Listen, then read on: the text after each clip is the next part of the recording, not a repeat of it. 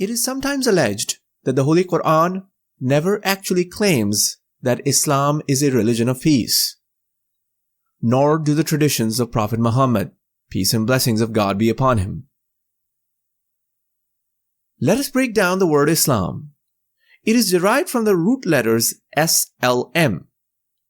Lane, a leading Arabic English lexicon, elucidates its meaning as submission, making secure, or peace, being at peace with oneself and others. The Islamic salutation Assalamu alaikum, exchanged between two Muslims whenever they meet, literally means, may peace be upon you. In fact, this greeting is so important that Prophet Muhammad told the Muslims to extend this greeting of peace regardless of whether they know the other person or not. The Holy Quran frequently employs the word salam with the connotation of peace. For example, it says, Allah guides those who seek His pleasure on the paths of salam or peace. For them is the abode of salam or peace with their Lord. Salam or peace be upon Noah.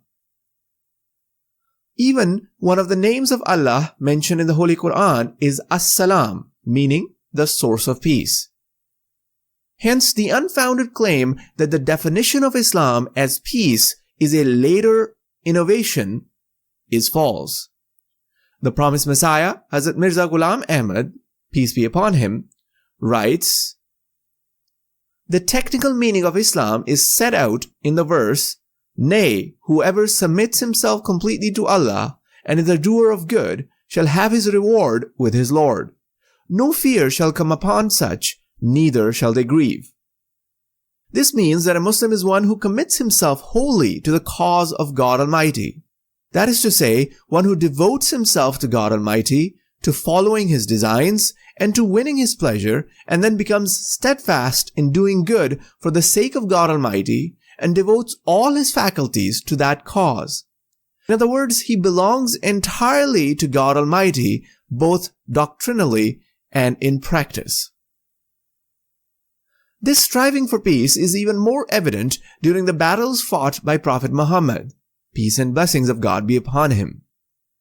Each and every battle of Prophet Muhammad's life bears testimony to the fact that wherever reconciliation was possible, it was always the priority, and it was always the Muslims who desired it.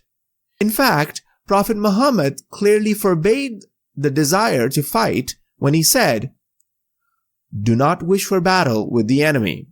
Pray to Allah to grant you safety.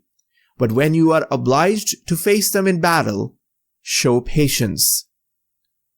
In no clearer terms could Prophet Muhammad have forbidden any desire or ulterior motives in the hearts of Muslims to fight the enemy. He always desired and wished for peace. Prophet Muhammad's desire for peace was so great that he pushed for and established treaties for peace, even when the conditions of the treaty were heavily in favor of the other party. This is reflected by a verse of the Holy Quran which makes it binding upon Muslims to always make peace their top priority. And if they incline towards peace, incline thou also towards it.